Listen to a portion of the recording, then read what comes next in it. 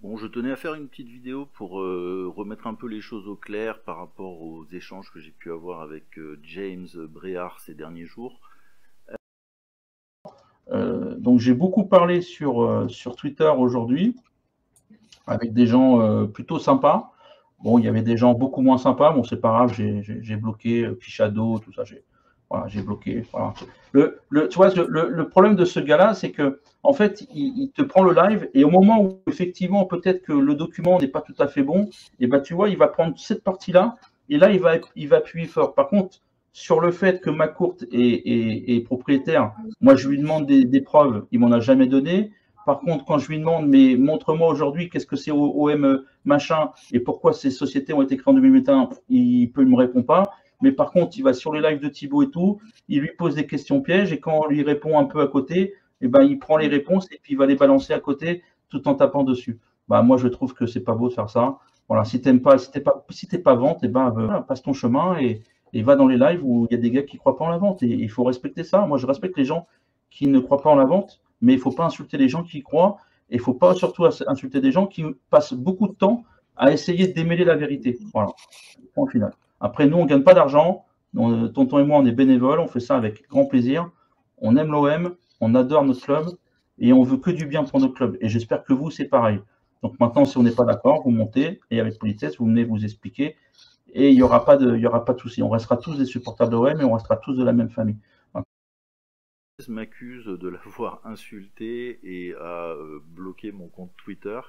Je voudrais rétablir une vérité et je l'enjoins de montrer le contraire s'il le peut. Ce n'est pas moi qui ai proféré des insultes, c'est bien à l'inverse, dans l'autre sens que ça s'est produit.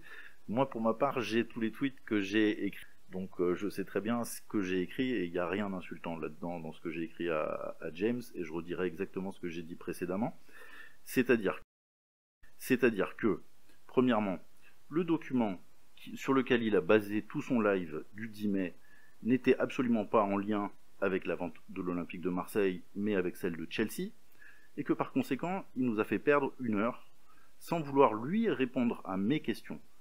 Alors que pour ma part, j'ai répondu à un grand nombre de ces questions, notamment des questions un peu techniques qui pouvaient se poser et qui mériteraient éventuellement d'être creusées, comme par exemple, qu'est-ce que c'est qu'un mandataire? Je lui ai expliqué que, par exemple, en tant que président de sa société ou directeur général de sa propre société, James lui-même est mandataire social de sa société. C'est bien ce qu'on appelle un mandataire dans une société en France. Donc, en fait, c'est très courant pour un propriétaire de société de se mandater lui-même. C'est absolument pas un argument de dire que le fait que McCourt est mandataire, ça voudrait dire que d'une manière ou d'une autre, il soit plus impliqué avec la société. D'ailleurs, on comprend mal pourquoi un acheteur recruterait le propriétaire précédent pour gérer une société qui vient juste d'acheter. Ça paraît extrêmement étrange. D'autre part, je lui ai expliqué que non, je ne savais pas ce que faisaient OMA et OMB LLC, que pour ma part, je n'avais pas réussi à démontrer un quelconque lien aujourd'hui avec OM LLC et avec le club plus directement ou indirectement. Donc pour l'instant, à mes yeux, ces sociétés-là restent des coquilles vides sans particulier intérêt. Je ne sais pas du tout quels sont les investisseurs qui sont derrière et j'ai émis un certain nombre d'hypothèses à ce sujet, aucune d'entre elles n'étant des investisseurs saoudiens, je vous préviens tout de suite. Il y a beaucoup d'hypothèses possibles. Je lui ai soumis d'ailleurs un certain nombre de ces hypothèses, et j'ai pas hésité à lui partager des informations sur le fait que Longoria apparaît sur la page web de McCourt Global comme un employé de McCourt Global, de la même manière que d'autres employés reconnaissables de l'Olympique de Marseille, comme M. Iriando, M. Cardoz, Mme Ninon Zimmermann notamment. Donc on peut voir que ces employés-là sont intégrés au groupe McCourt dans son ensemble. On peut voir que OM LLC elle-même, la société qui est donc l'associé unique de Eric Soccer, son domicile, ses headquarters, on appelle ça en anglais, son siège social, il est basé exactement à la même adresse que McCourt Global Inc., la société principale du groupe. Que Frank McCourt est le président du conseil de surveillance de OM-SASP, non pas depuis mars 2022, comme semblait le comprendre James Bréard, mais bien depuis 2016. l'époque où il a acquis le club, ce qui paraît tout à fait logique. Il a toujours dit qu'il était le président du conseil de surveillance de ce club, et rien n'a changé à ce propos. Et pour lui demander de démontrer des choses par rapport aux Saoudiens, il nous a montré des documents qui avaient trait à Chelsea. Donc il y a un moment, il faudrait avoir la vérité sur qui a donné les réponses à qui, et qui a insulté qui.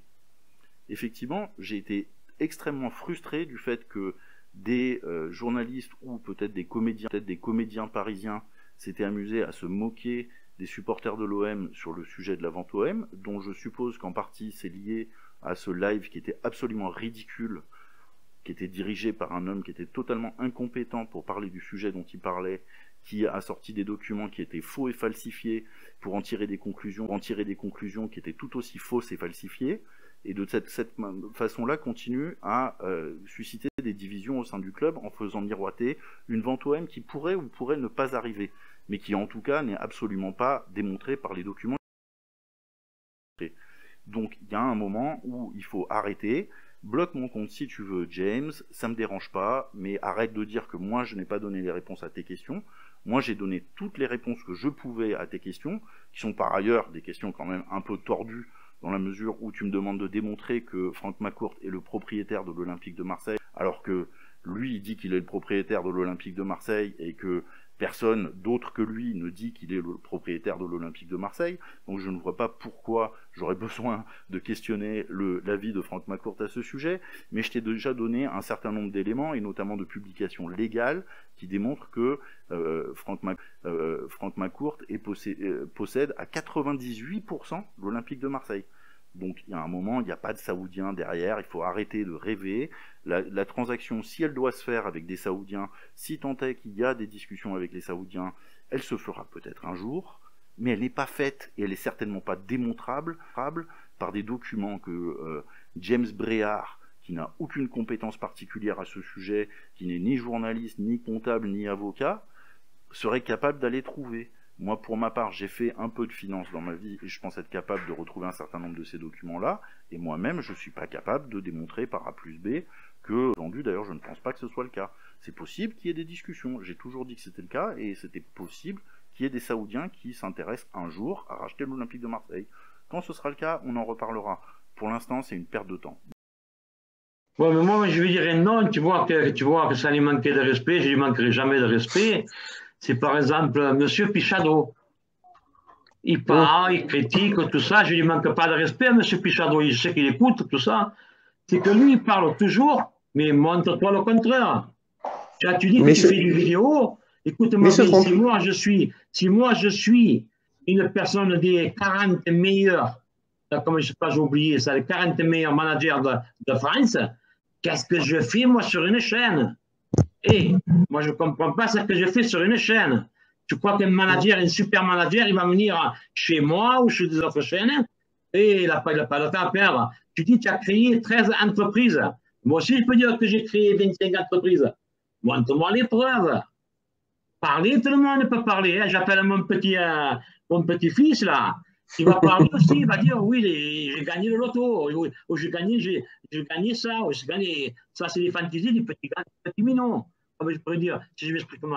Mais toi, montre-moi la preuve, Pichado, je ne te manque pas de respect. Tu dis toujours le contraire, et tu es toujours sur les ventes de l'OM. C'est ça que je ne comprends pas. Moi, je ne crois pas, tant que ce n'est pas officiel, mais je respecte les autres. Tu vois, la dernière fois sur un live, tu as fait sur un live, et oui, soi-disant la compte-vente, mais pourquoi tu fais la compte-vente? Tu veux attirer des vues alors? Ah oui, petit, oh, ça te manque de respect, comme on dit chez moi. Bah, attention, ça c'est Marseillais, hein. Va raconter ça à ta grand-mère. Va dire ça à n'importe qui, pas moi. Ça te manque de respect, Pichard, je ne te manquerai jamais de respect. Mais si moi, j'aime pas, ça je parle pour moi, mon avis personnel, Pichado. Si moi, je vais dans un restaurant, la bouffe ne m'a pas plu, je ne reviens pas le lendemain. Alors, à moins que je sois une con. Moi, je parle pour moi. Si toi, tu ne crois pas à la vente, et pourquoi tu reviens toujours sur la vente? Et pourquoi tu parles, oui, la vente ci, la vente là, sur des lives? C'est ton ami là-bas. C'est pourquoi tu veux attirer aussi des vues. Alors, arrêtez un peu d'être jalousie. Tu sais, la jalousie, c'est mauvais, on peut avoir une crise cardiaque. allez, je te souhaite, la plus mauvaise chose que je souhaite, c'est que tu sois vraiment, vraiment millionnaire. Donc, moi, je ne connais pas des patrons, une personne, une entreprise, il n'a même pas le temps de rentrer chez moi, sur mon live. Et toi, tu as dit que tu as créé telle entreprise, tu es toujours sur les lives. Maintenant, arrêtez-vous. Allez, je te souhaite une bonne soirée, bonne chance dans la vie, que tu sois heureux, que tu sois en bonne santé. Ça, c'est tout le monde que je te souhaite, Pichado. Arrêtez de critiquer les Ariens ou d'autres personnes, James ou d'autres personnes qu'on ne connaît pas, qui sont pour la vente. Arrêtez. Moi, j'y crois pas, tant que ce n'est pas officiel, mais je respecte. Voilà. Ça, c'est la meilleure chose qu'il y a. Voilà. Non, pour dire. Regardez le monde de... Ça, c'est un proverbe allemand que j'aime. Avant de critiquer quelque chose, nettoie propre devant ta maison, dans la cour. Tu nettoies avec le balai propre. Voilà. Non, pour dire, même les joueuses brésiliennes qui a confirmé la vente, anglais, italien, espagnol, allemand, tous. Et en France, ils ont une maison demeure. Après, tonton, je vais répondre à Joker. Je vais répondre à Joker mort de rire. Alors, on ne parle pas dans son dos puisqu'on parle en live devant tout le monde et on le fait en réponse. On le fait en réponse à ces choses quand il parle de nous. Nous, c'est pas moi qui parle de lui. Moi, je ne vais pas le faire chier sur ses chaînes. Quand il fait un live, lui, et qu'il parle de ses comptes de merde ou c'est des chiffres qu'il invente, moi, je ne vais pas l'emmerder sur son chat, je ne vais pas l'emmerder sur sa page, je le laisse dans son propre délire. Si les gens préfèrent écouter Pichado, allez voir Pichado et que je lui souhaite bonne chance. Mais la personne qui parle de nous sur d'autres chaînes, c'est lui. Donc, le tonton, pour résumer, voilà, qui se calme. S'il n'aime pas Vizerian et c'est qu'il pense que Vizerian c'est un mytho ou que moi je suis un mytho, eh ben viens pas nous voir, viens pas nous emmerder. Il y a d'autres chaînes de l'OM. Toi, tu as ta propre chaîne et fais ton petit truc de ton côté. Il y a aucun souci. Mais respecte un peu les gens qui ont travaillé dessus, qui ont un dossier, qui pensent que l'OM est vendu.